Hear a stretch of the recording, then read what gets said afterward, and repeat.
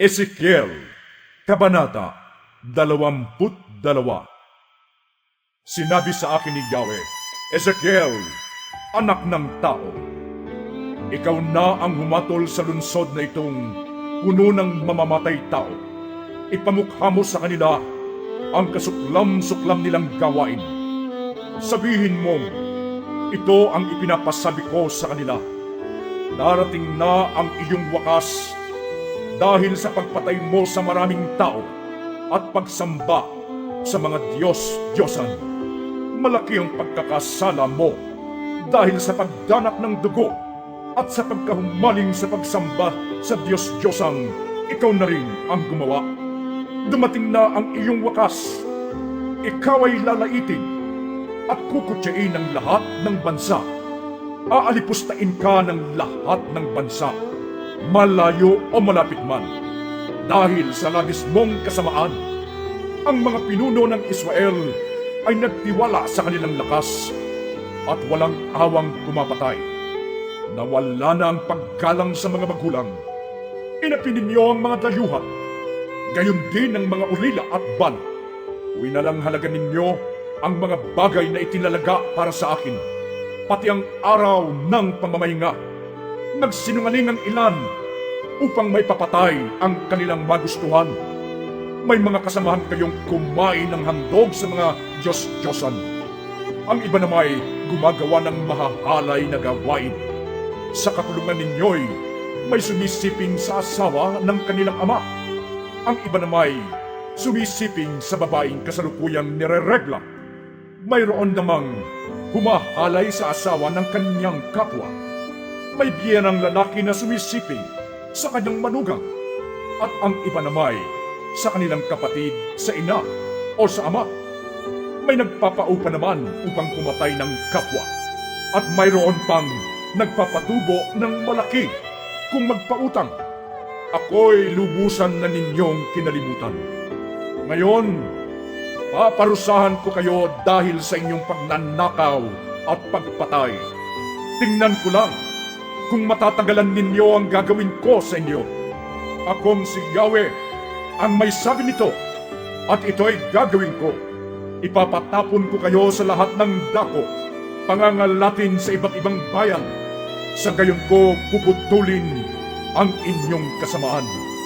Lalapastanganin kayo ng ibang bansa. Sa gayon, makikilala ninyong ako si Yahweh. Sinabi sa akin ni Yahweh, Ezekiel, anak ng tao, mababa na ang tingin ko sa Israel.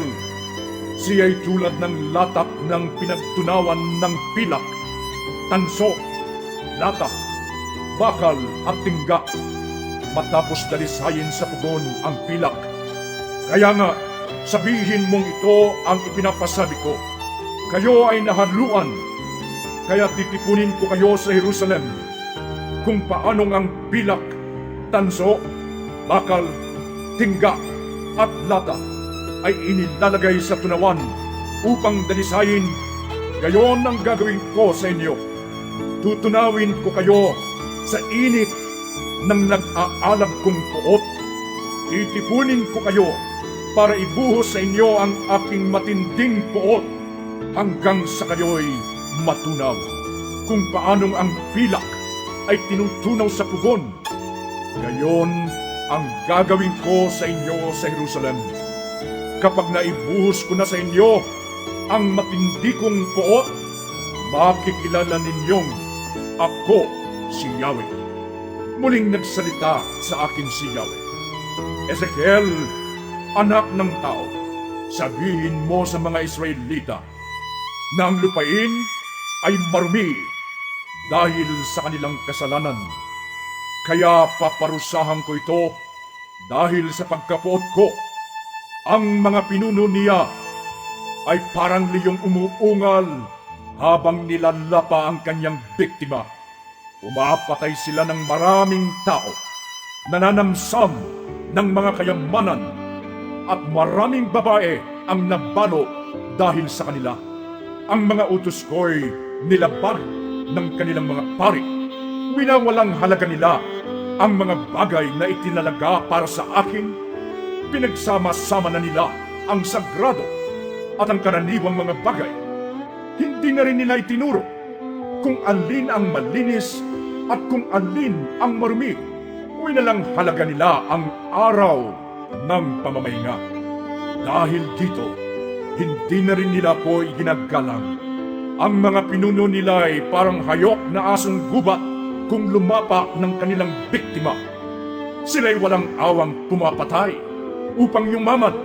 Pinagtatakpan pa ng mga propeta ang ganitong kasamaan, tulad ng maruming pader na pinipinturahan ng kalburo.